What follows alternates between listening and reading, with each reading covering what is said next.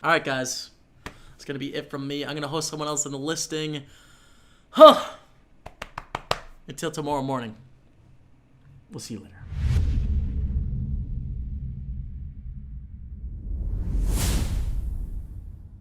What's up, everyone? How's it going? Welcome back to another video here on the PokerStaples channel. If you checked out the last video, if you haven't, you should do that now. We got into the 5K, you guys. So this is a $5,000 buy-in tournament on Party Poker. I've only played one other 5K. No, two other 5Ks in my life online.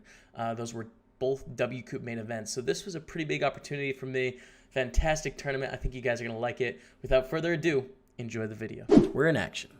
3-6 off, a fold onto the gun. I gotta change the title after the sweat's over.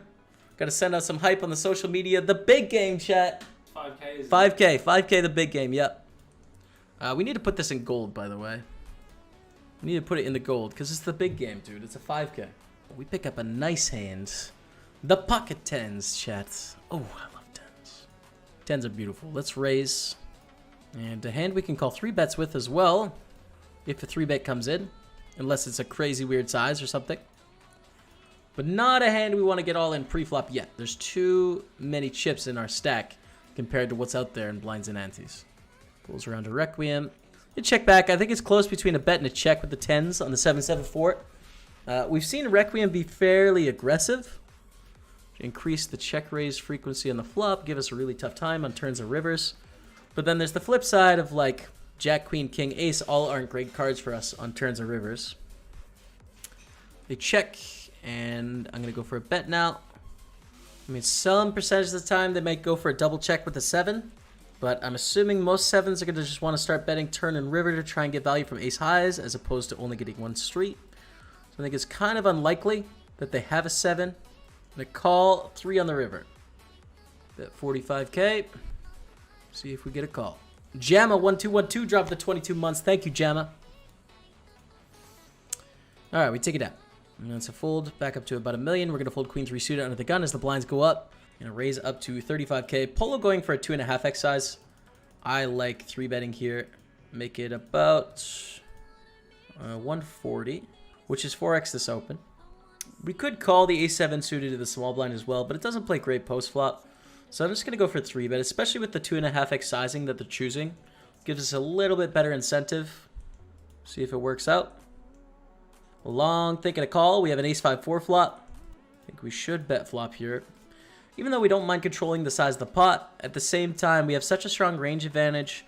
I think we're going to want to bet all of our bluffs. We should just bet 100% here on this board. So much better board for us than Polo. They shove over the top. I think it would be a fine fold in that there's just not very many draws here. 6-7, 6-8, 7-8, of which they're not going to have many of those. Polo calls, and we'll check on the turn. Kind of a tough turn here because we pick up a gut shot to go along with our pair of aces.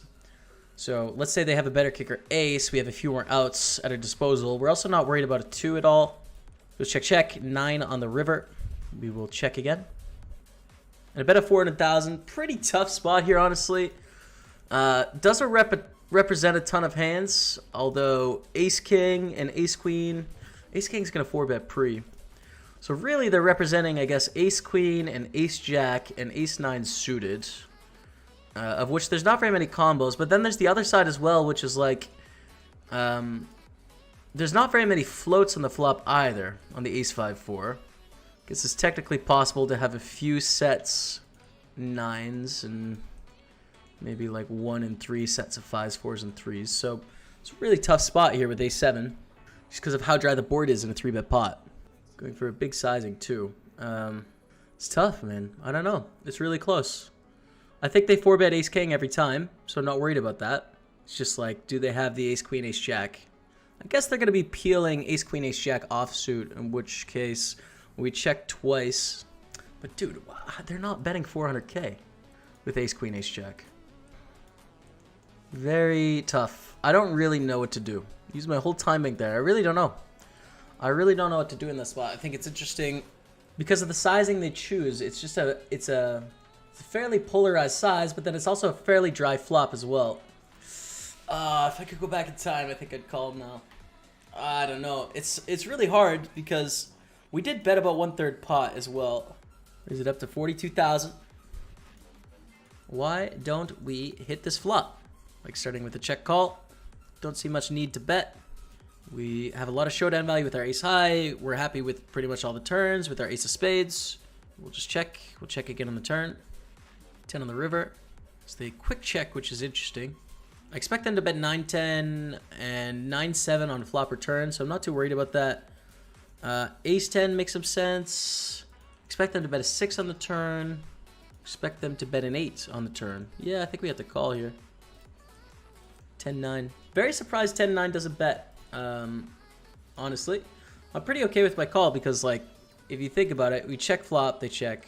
We check turn. It's just such a prime spot to bluff. Like 10 high is not going to win. We check twice. We really cap our range. So yeah, I don't think we're going to see very many 10s there. I think we have to call down with ace queen, but unfortunately they do have 10-9. So I wouldn't have expected to check turn. I think we'll see like king 10, ace 10 most commonly. Over the jacks, get a call on the button and the call in the big blind. This is a really annoying spot given our stack in the board. Board is not very good for jacks, obviously. It's a bad spot to c-bet too. We don't want to inflate the pot here. Want to control the size of the pot. It's very frustrating though with the underpair to the king, because we have to play it passively and like play a guessing game based on what we think their ranges are. We check again on the turn here. We're only protecting from like a queen and an ace. Don't get me wrong, 9 and 8 are not the best cards, but we should feel okay. And we see Never Scared 4 bet 55-9 here. I feel okay calling for sure. It's a bad river because I think they actually value bet some 10x on the turn, but it goes check check very quickly, which we beat a7. All right, cool.